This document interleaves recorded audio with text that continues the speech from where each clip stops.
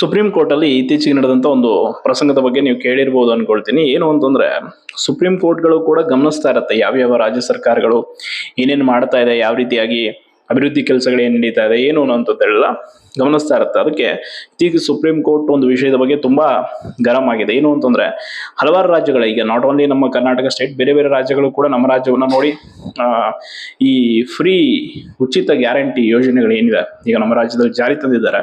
So ಇದೇ ರೀತಿ ಬೇರೆ ಬೇರೆ ರಾಜ್ಯಗಳು ಕೂಡ ಕೊಡೋದಕ್ಕೆ ಹೊರಡ್ತಾ ಇದೆ. ಸೊ ಇದರಿಂದ ಏನ್ ಸಮಸ್ಯೆ ಆಗುತ್ತೆ ಅನ್ನೋದ್ರ ಬಗ್ಗೆ ಸುಪ್ರೀಂ ಕೋರ್ಟ್ ನಿನ್ನೆ ಹೇಳಿದೆ. ನೀವು ಉಚಿತ ಭಾಗ್ಯಗಳನ್ನ ಕೊಡುವ ಬದಲು ಉದ್ಯೋಗಗಳನ್ನ ಸೃಷ್ಟಿ ಮಾಡಿ. ಇವತ್ತು ಆಲ್ಮೋಸ್ಟ್ ನಮ್ಮ ರಾಜ್ಯದ ಸ್ಥಿತಿ ಹೆಂಗಾಗಿದೆ ಅಂತಂದ್ರೆ, ಯಾಕೆ ಆಲ್ಮೋಸ್ಟ್ ರೆಕ್ರೂಟ್ಮೆಂಟ್ಗಳು ಆಗ್ತಾ ಇಲ್ಲ ಅಂದ್ರೆ ಮುಖ್ಯವಾದ ಕಾರಣನೇ ಈ ಉಚಿತ ಗ್ಯಾರಂಟಿ ಯೋಜನೆಗಳು. ಈಗ ಉಚಿತವಾಗಿ ಬಸ್, ಹೆಣ್ಮಕ್ಳಿಗೆ ಬಸ್ ಪ್ರಯಾಣ ಆಗಿರ್ಬೋದು, ಯುವ ನಿಧಿ, ಈ ರೀತಿ ಹಣ ಎಲ್ಲ ಕೊಡ್ತಾ ಇರೋದ್ರಿಂದ ಆಲ್ಮೋಸ್ಟ್ ಎಲ್ಲ ಯೋಜನೆಯ ಮತ್ತು ಅಭಿವೃದ್ಧಿ ಕಾರ್ಯಗಳಿಗೆ ಬಳಸಬೇಕಾದಂತ ಹಣವನ್ನ, ಫಂಡ್ಗಳನ್ನ ಬರೀ ಈ ಗ್ಯಾರಂಟಿ ಯೋಜನೆಗಳಿಗೆ ಸರ್ಕಾರ ಬಳಸ್ತಾ ಇದೆ. ಸೊ ಅದು ಮೇನ್ ಕಾರಣ ನೋಡಿ.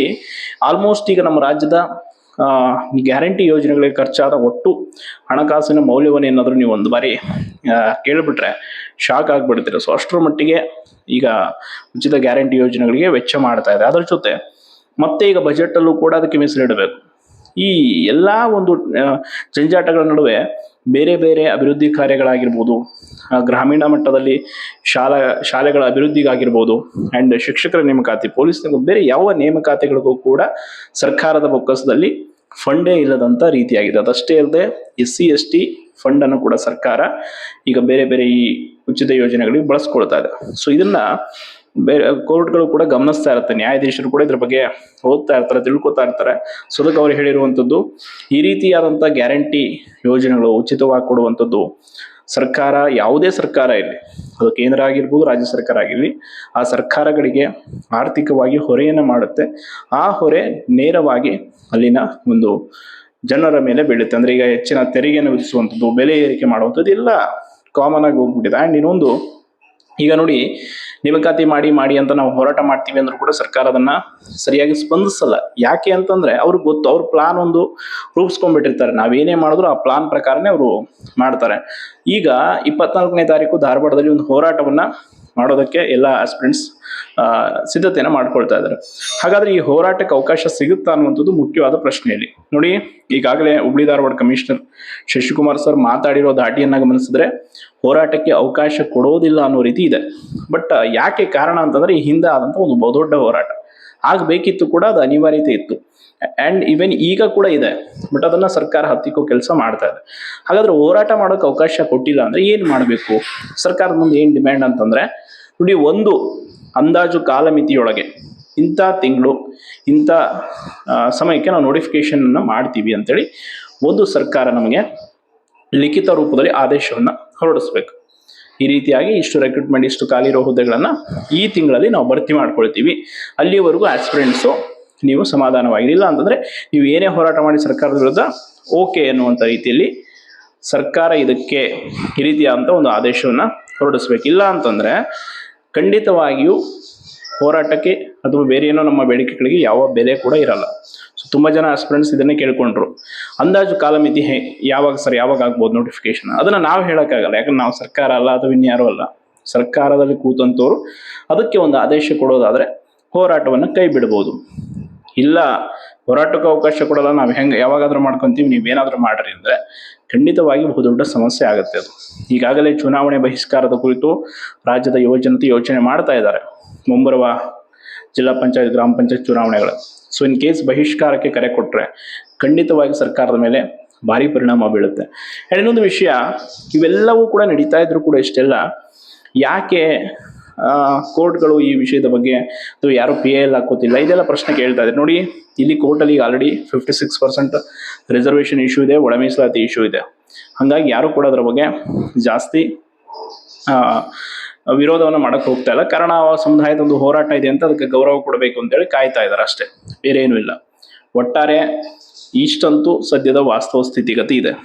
ಉಚಿತ ಗ್ಯಾರಂಟಿ ಯೋಜನೆಗಳಿಂದ ಕಂಪ್ಲೀಟ್ ಆಗಿ ಲಾಸ್ ಆಗಿರುವಂಥ ಸರ್ಕಾರಕ್ಕೆ ಏನೂ ಕೂಡ ತಿಳಿತಾ ಇಲ್ಲ ಏನು ಮಾಡೋದು ಅಂತ. ಇನ್ನೊಂದು ಕಡೆ ಕೋರ್ಟಲ್ಲಿ ಹೆಂಗೋ ಕೇಸ್ ಇದೆ, ಸೊ ಅದನ್ನು ಮುಂದೂಡಿಸ್ತಾ ಹೋಗ್ತಾ ಇದ್ದಾರೆ. ಈಗ ಮಾರ್ಚ್ 2ಕ್ಕೆ ಹಿಯರಿಂಗ್ ಇದೆ.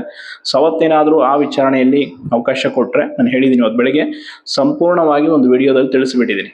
ನೋಡಿ, ಬೇಕಾಬಿಟ್ಟು ಸುಮ್ಮನೆ ಇನ್ಫಾರ್ಮೇಷನ್ ಕೊಡೋಕೆ ನಂಗೆ ತಲೆ ಕೆಟ್ಟಿಲ್ಲ. ತುಂಬ ಮಾಹಿತಿಗಳನ್ನು ಕಲೆ ಹಾಕಿ ಎಲ್ಲ ಮೂಲಗಳಿಂದ ಕೂಡ ಆ ವಿಷಯವನ್ನು ಸಲ ವೆರಿಫೈ ಮಾಡಿನೇ ಇನ್ಫಾರ್ಮೇಷನ್ ಕೊಡೋದು. ಕೆಲವರು ಹೆಂಗೆ ಅಂತಂದರೆ ಪೂರ್ತಿಯಾಗಿ ಅದು ಏನಿದೆ ಅಂತ ತಿಳ್ಕೊಳಕ್ಕೆ ಹೋಗಲ್ಲ. ಒಂದು 2-3 ನಿಮಿಷ ನೋಡ್ಬಿಡ್ತಾರೆ, ಆಮೇಲೆ ಬಂದು ಕಮೆಂಟ್ ಮಾಡಿಬಿಡ್ತಾರೆ. ಸೊ ಹಂಗೆ ಮಾಡಬೇಡಿ, ಕಂಪ್ಲೀಟಾಗಿ ವಿಷಯವನ್ನು ತಿಳ್ಕೊಳ್ಳಿ. ನಾನು ಅದರಲ್ಲಿ ಪಿನ್ ಟು ಪಿನ್ ಹೇಳಿದ್ದೀನಿ.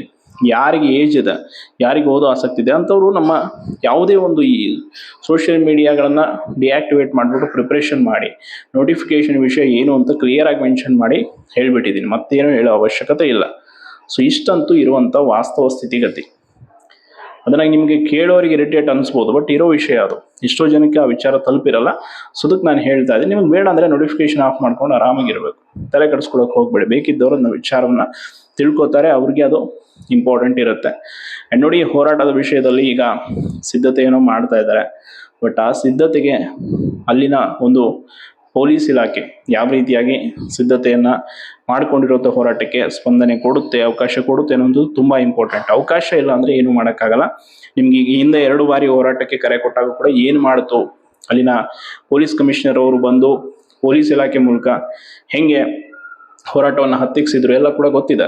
ಸೊ ಅದಕ್ಕೆ ಕಾನೂನಾತ್ಮಕವಾಗಿ ಈಗ ಸರ್ಕಾರದ ಹತ್ರ ಎಲ್ಲ ಆಯುಧಗಳು ಕೂಡ ಇರುತ್ತೆ.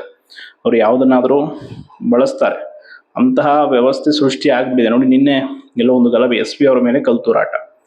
ಇಂಥ ಸ್ಥಿತಿಗತಿ ನಮ್ಮ ಕಾನೂನು ಸುವ್ಯವಸ್ಥೆ ಈಗ ರಾಜ್ಯದಲ್ಲಿ ಈ ಹಂತಕ್ಕೆ ತಲುಪಿಬಿಟ್ಟಿದೆ. ಸೊ ಅದಕ್ಕೆ ಆಕ್ರೋಶ ಭರಿತರಾಗಿ ಕೆಲವರು ಮಾತಾಡ್ತಾ ಇದ್ರಿ, ನೋಡಿ ಹಂಗೆ ಮಾಡೋಣ ಹಿಂಗೆ ಮಾಡೋಣ ಅಂತ. ಮಾಡೋಣ, ಬೇಡನಲ್ಲ, ಅದಕ್ಕೂ ಮಿತಿ ಮೀರಿ ಹೋದಾಗ ಎಲ್ಲವೂ ಆಗಲೇಬೇಕು. ಬಟ್ ಯಾರಿಗೂ ಕೂಡ ಸಮಸ್ಯೆಗಳಾಗಬಾರ್ದು ಅಷ್ಟೇ. ಈಗ ಇಲ್ಲಿವರೆಗೂ ನೊಂದಿದ್ದೀರಾ, ಮತ್ತಷ್ಟು ಜೀವನದಲ್ಲಿ ನೊಂದು ಇದೇ ಸಮಸ್ಯೆಯಲ್ಲಿ ನೀವು ಸಮಯ ಕಳೆಯುವಂತ ಆಗಬಾರ್ದು. ಇಷ್ಟು ದಿನ ಓದಿದ್ದೀರಾ, ಶ್ರಮ ಪಟ್ಟಿದ್ದೀರಾ, ಅದಕ್ಕೊಂದು ಒಳ್ಳೆ ಬೆಲೆ ಸಿಗುವಂತ ಆಗಬೇಕು ಅಂದರೆ ನೋಟಿಫಿಕೇಶನ್ ಆಗಬೇಕು. ಸೊ ಅದಕ್ಕೆ ನನಗೂ ಕೂಡ ಬೆಳಗ್ಗೆಯಿಂದ ಕೇಳ್ತಾ ಇದ್ರಿ, ಯಾವ ಕಾಲ ಮಿತಿಯೊಳಗಾಗುತ್ತೆ ಒಂದು ಅಂದಾಜು ಹೇಳಿ ಅಂತ. ಅಂದಾಜು ಹೇಳೋಕ್ಕೆ ನನ್ನ ಹತ್ರ ಸರ್ಕಾರದ ಸಚಿವರಿಲ್ಲ, ಅಥವಾ ನನಗೆ ಯಾವುದು ಸರ್ಕಾರಿ ಅಥವಾ ಒಂದು ಸ್ಥಾನಮಾನದಲ್ಲಿ ನಾನಿಲ್ಲ. ಸೊ ನಾವೆಲ್ಲರೂ ಒಂದು ಬೇಡಿಕೆಯನ್ನು ಇಡೋಣ ಸರ್ಕಾರದ ಮುಂದೆ. ಇನ್ ಕೇಸ್ ಹೋರಾಟಕ್ಕೆ ನೀವು ಅವಕಾಶ ಕೊಟ್ಟಿಲ್ಲ ಅಂದರೆ ನಮಗೆ ಒಂದು ಕಾಲ ಮಿತಿಯೊಳಗೆ ಇಷ್ಟರೊಳಗಡೆ ಮಾಡ್ತೀವಿ, ಭರ್ತಿ ಮಾಡ್ಕೊಳ್ತೀವಿ, ನೋಟಿಫಿಕೇಶನ್ ಮಾಡ್ತೀವಿ ಈ ಇಲಾಖೆಗಳದ್ದು ಅಂತೇಳಿ ಒಂದು ಆದೇಶವನ್ನು ಲಿಖಿತ ರೂಪದಲ್ಲಿ ಹೊರಡಿಸಿದ್ರೆ ನಮಗೆ ಒಂದು ಧೈರ್ಯ ಬರುತ್ತೆ. ಆ್ಯಂಡ್ ಅದರ ಪ್ರಕಾರ ನಾವು ಪ್ರಿಪ್ರೇಷನನ್ನು ಆಸ್ಪಿರೆಂಟ್ಸ್ ಮಾಡ್ತೀವಿ. ಸೊ ಯಾವ ಹೋರಾಟಕ್ಕೂ ಕೂಡ ಕರೆ ಕೊಡಲ್ಲ. ಇನ್ ಕೇಸ್ ನೀವು ಆ ಮಾತಿಗೆ ತಪ್ಪಿದ ಮೇಲೆ ನಾವು ಮುಂದಿನ ನಿರ್ಣಯವನ್ನು ಕೈಗೊಳ್ತೀವಿ ಅಂತೇಳಿ ನಮ್ಮ ಒಂದು ಬೇಡಿಕೆಯನ್ನು ಇಡಬೇಕು. ಇಲ್ಲ, ಈ ಬೇಡಿಕೆಗೂ ಅವರು ಒಪ್ಪಿಲ್ಲ ಅಂದರೆ ಹೋರಾಟ ಅದೇನೇ ಆಗಲಿ ಕಾನೂನು ಕೈಗೆತ್ಕೊಂಡ್ರೂ ಪರವಾಗಿಲ್ಲ, ಸಮಸ್ಯೆ ಆದರೂ ಪರವಾಗಿಲ್ಲ, ಮುನ್ನುಗ್ಗಿ ಹೋರಾಟ ಮಾಡೋಣ. ಒಂದು ಕ್ರಾಂತಿ ಆಗಬೇಕು, ಯುವಶಕ್ತಿ ಅನ್ನುವಂಥದ್ದು ನಿರ್ಧಾರ ಆದರೆ ಖಂಡಿತವಾಗಿ ಹಾಗೆ ಮಾಡೋಣ. ಒಟ್ಟಾರೆಯಾಗಿ ಇಷ್ಟು ಇವತ್ತಿನ ಮಾಹಿತಿ. ಧನ್ಯವಾದಗಳು.